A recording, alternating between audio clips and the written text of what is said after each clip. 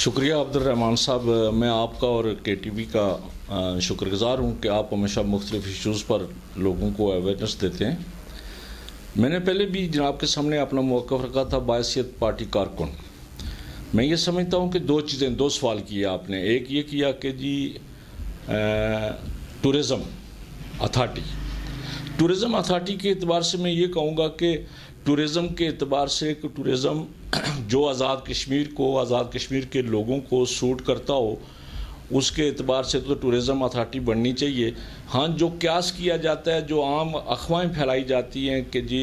Tourism کے بنیاد پہ 35A ختم ہو جائے گا، تو میں نہیں سمجھتا کہ آزاد حکومت اور موجودہ وزیر اعظم جو ہیں وہ یا ریاست کے صدر جو ہیں وہ اس طرح کا کوئی اقدام کسی بھی اقدام کی حمایت کریں گے۔ جس طرح کہ آپ نے دیکھا 15ویں ترمیم کے اعتبار سے 15ویں ترمیم ایک ایشو بنا جو کہ وفاق نے بھیجا اور واضح سیکٹری ٹو سیکٹری ڈسکس ہوا۔ میں نے آپ سے پہلے بھی کہا تھا کہ وزیر اعظم آزاد کشمیر نے دو ٹوک موقف اختیار کیا ہے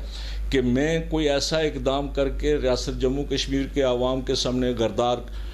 بننا نہیں چاہتا، میں کوئی اس طرح کا اقدام نہیں کروں گا، اور آل پارٹیز میں بھی ان کا بڑا جاندار موقف سامنے آیا۔ 15ویں ترمیم کے اعتبار سے ایک جو بات میری سمجھ میں آئی وہ یہ ہے کہ آئین میں ترمیمات ہوتی ہیں، 15ویں ترمیم ہوگی، 15ویں ترمیم کی ضرورت ہے، لیکن جو موجودہ مسودہ ہے اس مسودے کو مسترد کرتے ہیں ریاست بھر کے لوگ۔ وزیر اعظم آزاد کشمیر اور صدر ریاست نے یہ کہا کہ مجھ سے سرے سے اس سلسلے میں کوئی مشاورت ہی نہیں کی گئی۔ بیرسٹر سلطان محمود چودھری صاحب کی سٹیٹمنٹ تھی یہ اخبارات میں، اور جس طرح وزیر اعظم آزاد کشمیر اور اپوزیشنز کی جو دیگر ہمارے رہنما ریاست جموں کشمیر کے،